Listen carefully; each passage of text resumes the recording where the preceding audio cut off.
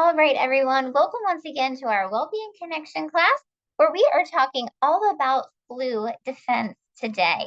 And we thought it would be very fitting for us to invite one of our pharmacists along with us to talk about this topic. So we have Megan Dixon with us, and I'm Shayna, one of the dietitians. We're going to chat together about this topic, and we have some really great information for you guys. So, we will go ahead and get started with our agenda here. We're going to give you a bit of a background about flu and some statistics going along with that. And then Megan is going to jump in and talk about some pharmacy tips for flu prevention. And then I will finish this off with 4 flu defense nutrients. Okay, so Megan, over to you with some tidbits about the flu and prevention. Perfect. Thank you so much, Shayna. Hi, everybody. As Shayna had said, I'm Megan Dixon. I'm one of the pharmacists with the Giant Company and here to talk about flu. So, just some statistics to start on flu. It is still a serious illness. I know a lot of patients and individuals in general think like it's just a really bad cold and you feel lousy for about a week, but it is still very prevalent and does have a huge burden on our hospital systems and doctors' offices in the country. So the most recent data, it does lag about a year. So we'll have last year's data by January of 2026. But the latest data from the CDC is from 2023 to 2024 respiratory season, or like that fall to early winter season. There was over 40 million symptomatic individuals who had the flu and tested positive. There was over 18 million medical visits from the flu, just under 500,000 hospitalizations from the flu. And believe it or not, there was still just under about 30,000 deaths. So it's just under 28,000.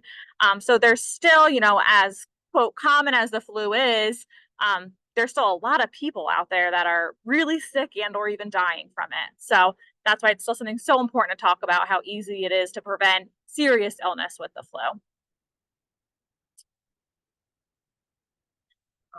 So from some prevention tips from the pharmacy side of things, first and foremost, your flu vaccine, which we'll get really into, but get your flu vaccine.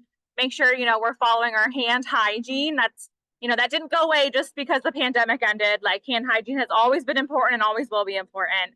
Sneezing and coughing into your elbow. And if you're not feeling great, stay home. So we'll dive right into the shot first. So for the flu vaccine and the flu in general, really, who's at the greatest risk to get the most sick from the flu? We see the greatest risk is in adults that are 65 years of age and older, as well as children who are 2 years of age and younger. We also see individuals with some chronic health conditions, and some of those include if you have any heart, lung, kidney conditions, or liver diseases, really, any chronic medical condition.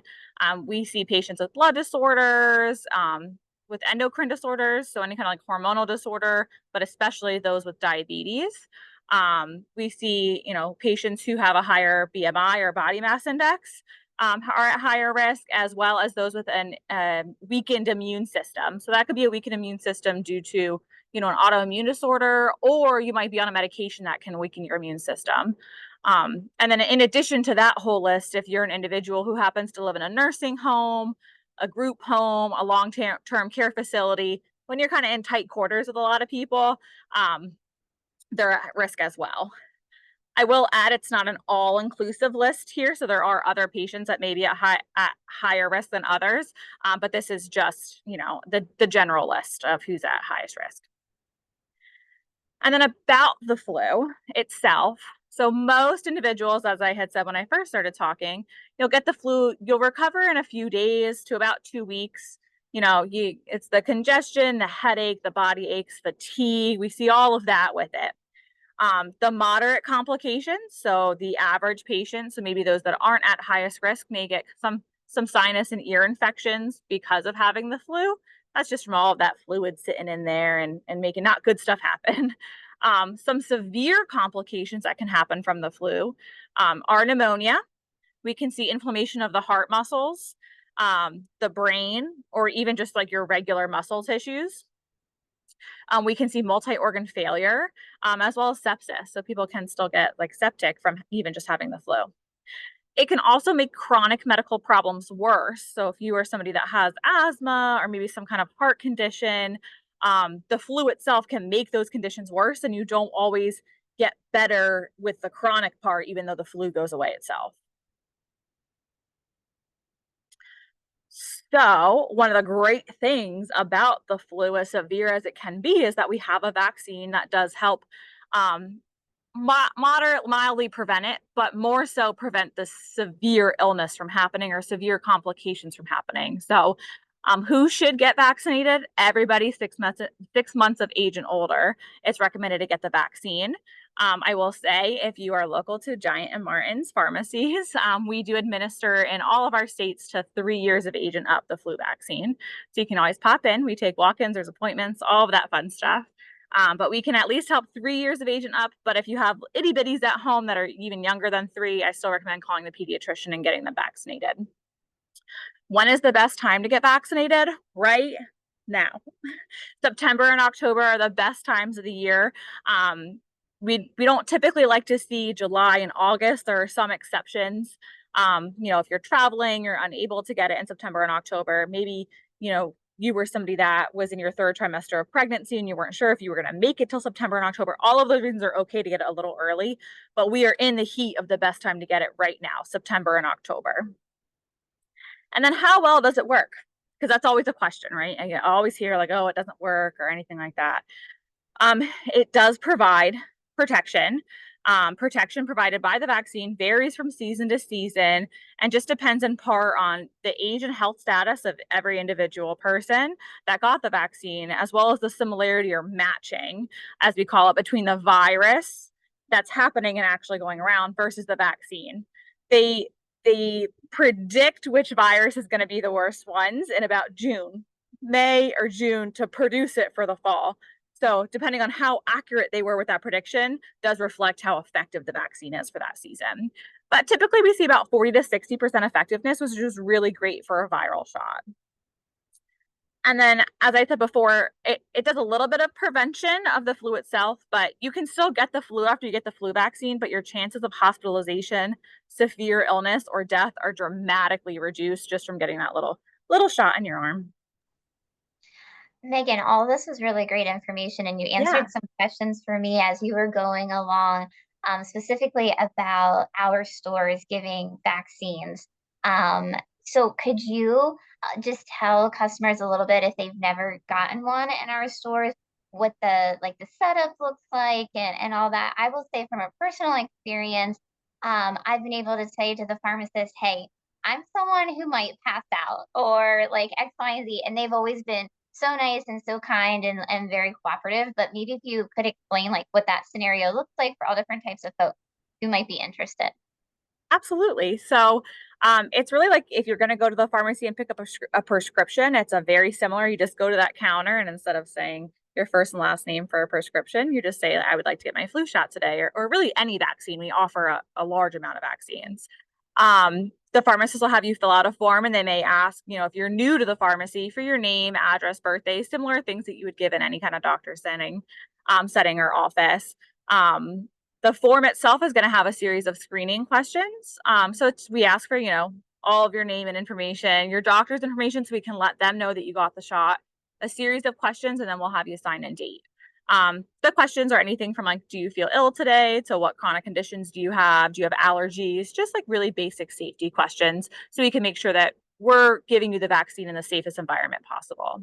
One of those questions, as Shayna had pointed out, is do you feel dizzy or faint after a vaccine, so that we can be prepared as pharmacists. Like, we will not let you stand to get the vaccine. Like, we're going to make you sit. I've had somebody that I even was like, bring in a blanket. I gave it to her on the floor. Like, we will accommodate and make you as comfortable as we need to in situations where maybe you're not super great with shots. Most stores have either like a little pull-out room. They can like close in a little enclosed areas, or they have an actual immunization room that they'll take you in. So it's like your own little office. And others do a privacy screen. So if you are somebody who maybe wore a long shirt, you need to unbutton, anything like that, like we are offering you privacy, obviously still. So you'll be covered in that sense. But We give it to you right in store. We ask you to hang out about 15 minutes just for safety purposes. Make sure, there is no fainting afterward or anything like that. And then we send you on your way. So it is, for the most part, a very simple process. I'd say probably about like 20, 25 minutes from the start of filling out your form to when you can walk back out the store. Gotcha. All that sounds great. I'm telling you guys, if I can do it in store, you can too, because I am the biggest baby when it comes to stuff like this. And like I said, they are always super nice and accommodating. So if you're worried about that, you have anxiety, rest assured, they will take care of you. I do see questions about, can you walk in? You can walk in anytime we take walk-ins. We also have appointments set up on both of our Giant and Martin's websites. So you can go in there and they'll cover that. And then just coverage wise, I see specifically Medicare. Medicare covers not only the flu shot, but all ACIP or CDC recommended vaccines at a $0 copay to you as the patient or a Medicare patient. So make sure you're asking what you're due for. The pharmacist can do all of that as well as give it to you. But most insurances at this point will cover the flu shot at generally almost any pharmacy you go to. So it's covered. Please go.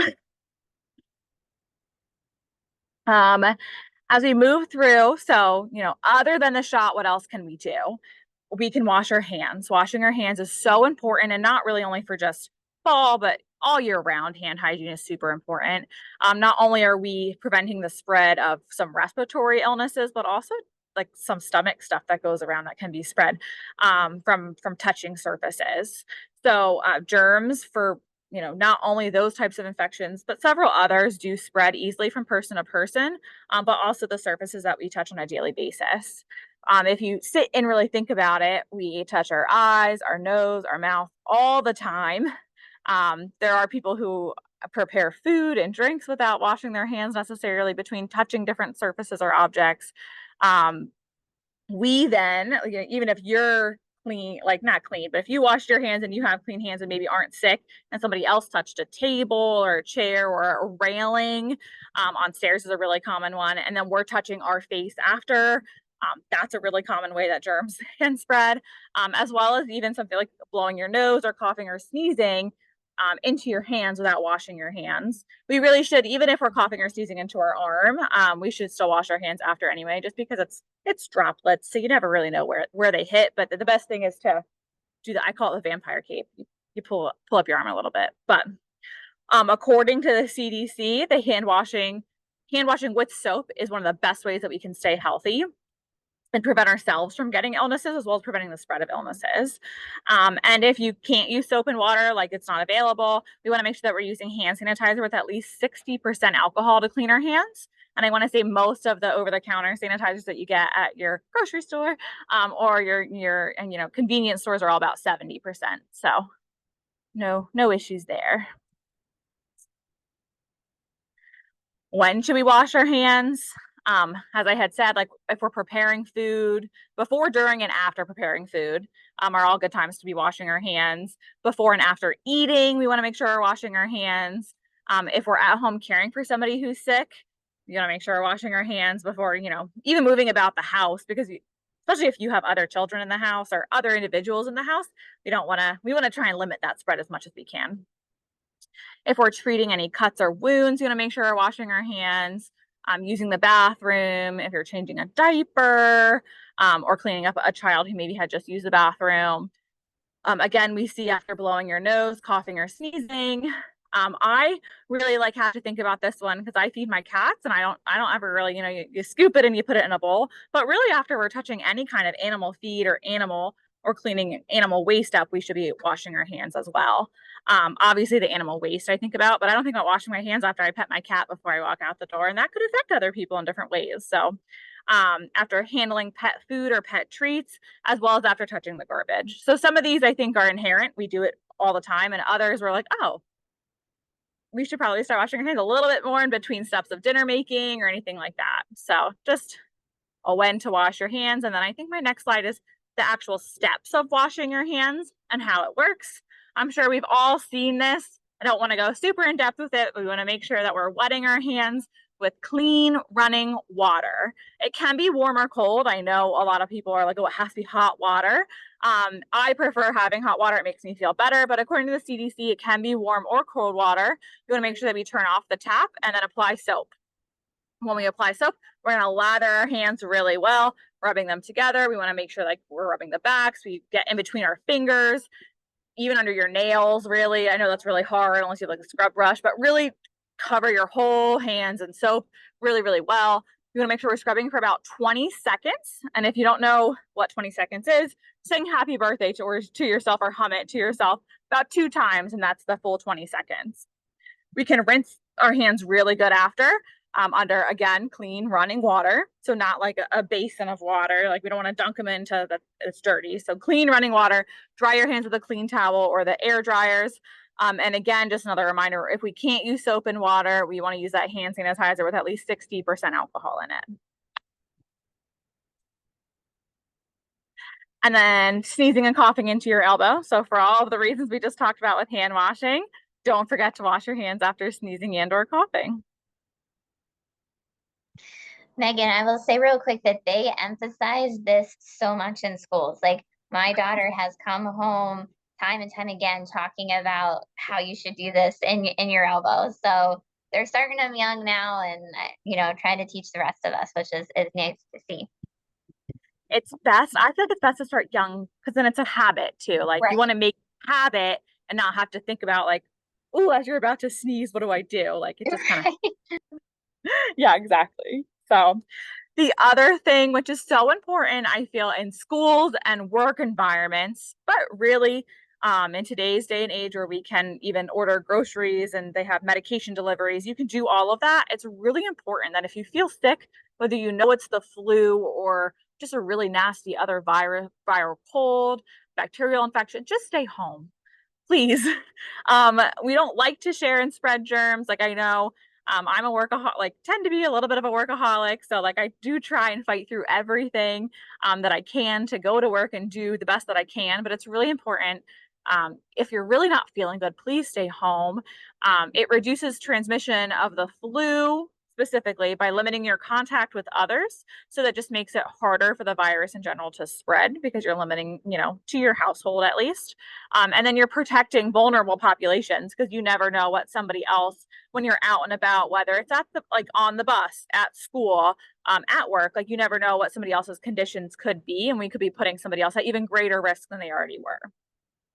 When you are sick, again, stay home.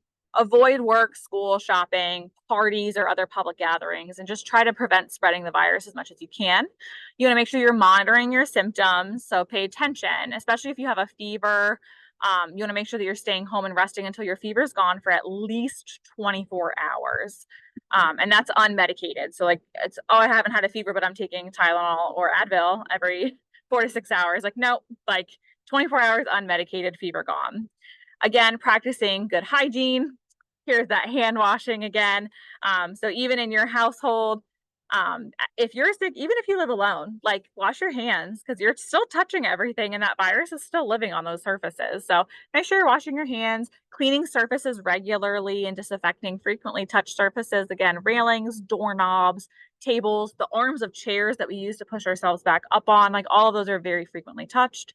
And then also, other than staying home, take care of yourself. Make sure that you're resting, that you're getting fluids. The most important thing to do when you have a virus like the flu, where you can't necessarily take medications, and the flu does have an antiviral, but you have to take it really soon that symptoms start. So if you're past that point that you can't take it, you want to make sure that you're giving your body the rest it needs, as well as getting plenty of fluids in, and that includes water, juice, and soup to help your body recover.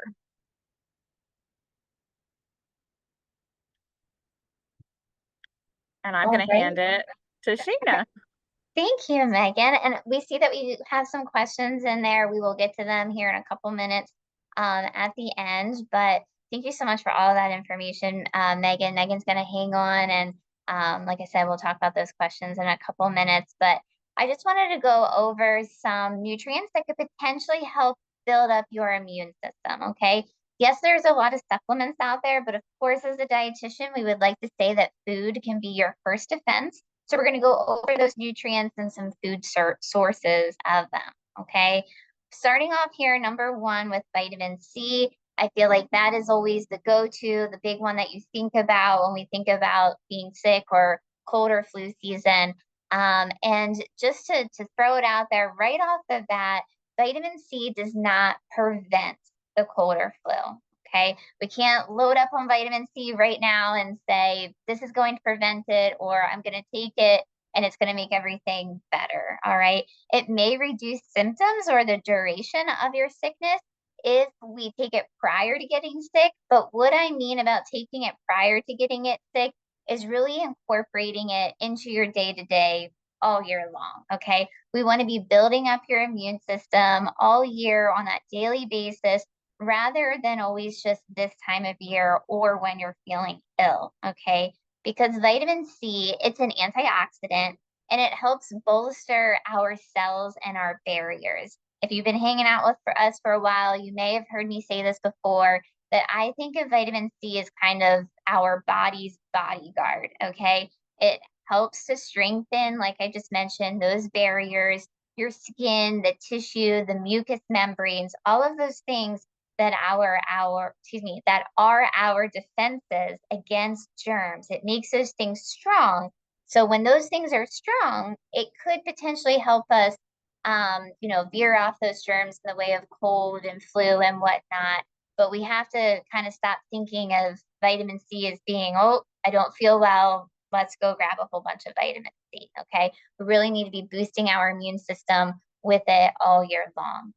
In terms of some food sources of vitamin C, the go-to, once again, I think is usually your citrus fruits, which definitely can be helpful, but there are some others, and there are some that have even more vitamin C than your citrus fruits. And that one being your bell peppers, okay? I have them listed in order here as which ones are going to have the most vitamin C. So starting off with your yellow, followed by orange, red, and then green does have some vitamin C, but much lower than something like your yellow ones. I would encourage you to pick up something like these rainbow bell peppers if you're someone who likes bell peppers. They can be a nice addition to your snacks and meals on a daily basis. But also things like strawberries, kiwis, broccoli, kale, and tropical fruits. So things like guava, papaya, and pineapple, all good sources of vitamin C. Number two is going to be zinc. Zinc, kind of similar to vitamin C, is going to help build a stronger immune system. And that stronger immune system may better then fight off those different germs and pathogens that are coming our way. Zinc, a little bit more than vitamin C, has been shown in research to potentially help shorten the duration or the symptoms that you may be getting from a cold or flu. But once again, bottom line is we really need to be doing these things daily, all year long to see those benefits. So some sources of zinc. First up, some fancy ones, oysters and crab. But other meats are included too, like beef and turkey, as well as things like milk and yogurt. A big one, which is great for this time of year, your pumpkin seeds, lentils, and then fortified breakfast cereals and grains. This product here, this is our omega-3 trail mix if you haven't had it before. A nice item. I won't say it's seasonal because we carry it all year long, but once again, it could be a fun seasonal mix to your routine. Then it has the cranberries, the walnuts, the almonds, pecans, and pistachios, but it also has pepitas, which are pumpkin seeds. So a good one to get in some zinc there. Number three would be vitamin D, and vitamin D works to activate and regulate our immune system cells. So if we have good, adequate vitamin D levels, once again, they may be helpful for your flu symptoms and their duration. But we got to have those adequate levels beforehand. And vitamin D can be a hard one to get in because there aren't a whole lot of food sources that have vitamin D, but there are some. If you are big into fish, we love salmon and tuna to get in some vitamin D. Also, your dairy products or even fortified non-dairy milks. So Now they're typically fortifying things like almond milk and whatnot with vitamin D too. Mushrooms that have been exposed to UV light. So we can get vitamin D naturally from the sunlight. So mushrooms that are exposed to that same type of UV light have a bit of vitamin D. Also, your fortified orange juice, which I have a picture right here of one that you can pick up in our stores from our brand, and egg yolks also. And then number four, our last one here would be protein. We talk about protein a lot in our classes in the sense of helping you feel full, helping to balance your blood sugar, maintain lean muscle mass as you lose weight. But protein can also really be helpful for our immune system because it helps to build and fuel our immune system cells. Similar to vitamin C, where we talk about our body's defenses to the outside world and germs, protein can help repair those tissues that are a part of that bodyguard um, aspect as well. So we need to get the protein in for so many reasons, including to help our immune system. Lots of sources in the way of protein, whether it be animal or plant-based sources, everything from your different types of meats as well as some dairy products like milk, Greek yogurt, and especially going to be higher in vitamin D, protein, cheese and eggs, and then your plant-based sources like beans and lentils, nuts and seeds, soy products, and a lot of whole grains are going to have a decent amount of protein also.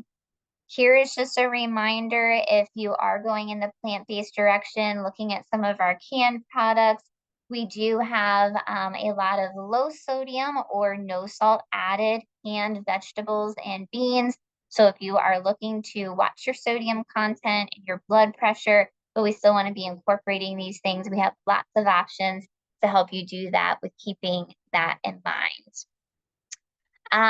We're going to wrap up here. I just want to throw out a note that if you enjoyed our session today, definitely make sure that you sign up for our future well-being classes, which in October, we are going to talk more about protein. I just mentioned it a little bit.